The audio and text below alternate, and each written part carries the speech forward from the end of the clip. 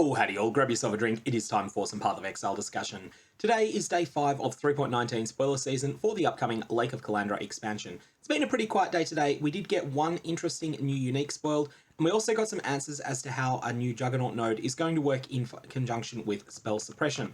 So let's go through that information. Also, I just want to say thank you to people who subscribed to the channel because I ticked over 20,000 subscribers about 2.5 days ago, and I kind of forgot to say this earlier on one of the last couple of videos. So thank you, and if you want to subscribe, it'll roughly make you 3 times more likely to see my videos, or if you want to make sure you never miss one, then you can subscribe and ring the bell as well. But all that out of the way, Cloak of Flame is first, and so this has a big chunk of fire resistance on it, which is something you're going to need to get on any character anyway. It has an interesting offensive stat, 62% increased ignite duration on enemies. There's a couple of ways you can play around with this. Firstly, you can see it as a currency to spend in order to empower other more powerful endgame ignite items that also have a drawback of reducing ignite duration. We'll get to those two in a second. The other option that you've got is just simply a super hit and run playstyle, where you hit an enemy and then wait for them to fall over dead. This is generally not a very popular playstyle at endgame. It can be very difficult to stay away from enemies, especially when you're wearing a chest piece that has no base defenses and no life on it. So I don't recommend this playstyle, although it is definitely an option. The third line on this is reflects 100 fire damage to melee attackers. This is maybe good in Act 2, then is just purely meme value after that.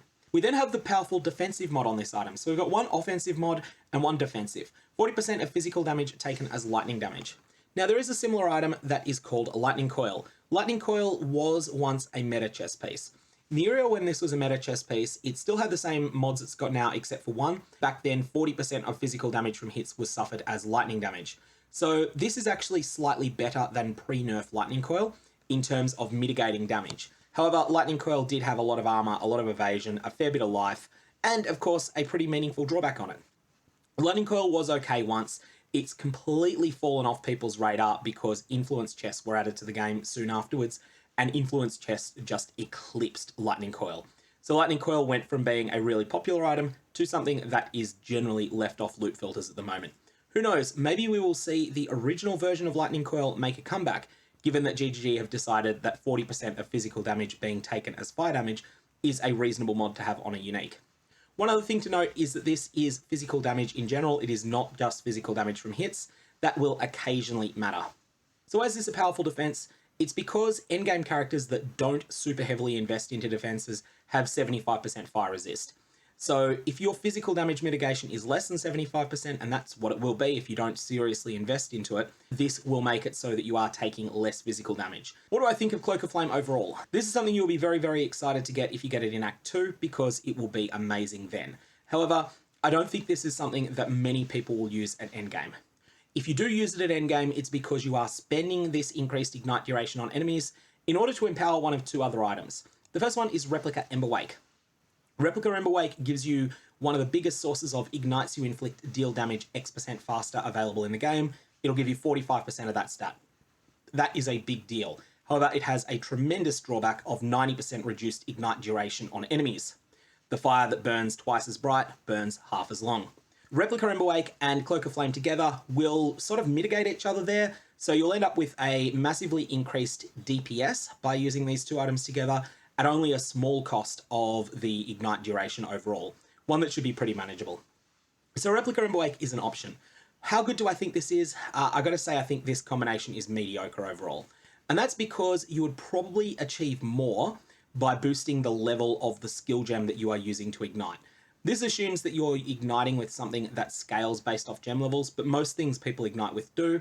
So if you're using something like Wave of Conviction, then using a chest piece that has +2 to the level of socketed gems, such as Skin of the Lords, is probably going to be a better bet than using Cloak of Flame and Replica Emberwake. And that will help you ignite for more overall. The other one though is Black Flame. This is probably a little bit better. Here you're only paying 50% reduced ignite duration on enemies, and so that is completely mitigated and more by the Cloak of Flame duration. Black Flame is an interesting one in that it causes enemies ignited by you to take chaos damage instead of fire damage from ignite. This is something that has been very build empowering in the past, and it is certainly a very solid item, and there's a lot of ways that people will use these together. If we see this item at endgame at all, which I don't think we will, but if we do, it'll be because of the Black Flame synergies. Lastly, let's flashbang you because we're going to old Reddit. Reddit had a useful piece of information for once, and that is a question where Mark from GGG answered with an answer as to exactly how some of the nuances work of the new Juggernaut node. So the new Juggernaut node was outlined in the Balance Manifesto, but it's going to have 8% of your armor applies to elemental damage. This doesn't sound like much, but trust me, it's a lot better than it sounds, and that's because of the order of operations. The order of operations being that firstly, the elemental resistances are checked, and then after that, armor is checked. Armor is better against small hits. So if you take 20,000 damage from a fireball, then your elemental resistance is lower that to 3,600. Then at that point, that 3,600 gets mitigated by armor.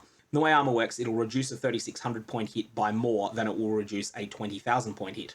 So that ends up being the more favorable way for players. However, spell suppression works the other way. That's the answer. That's the long and short of this thread. This thread's worth having a read of, but the long and short of it is that the spell suppression comes at the very end. Anyway, that's all I got on this. May your Varlobs have interesting results. Thank you to everyone that got me over 20,000 subscribers, and I will see you around.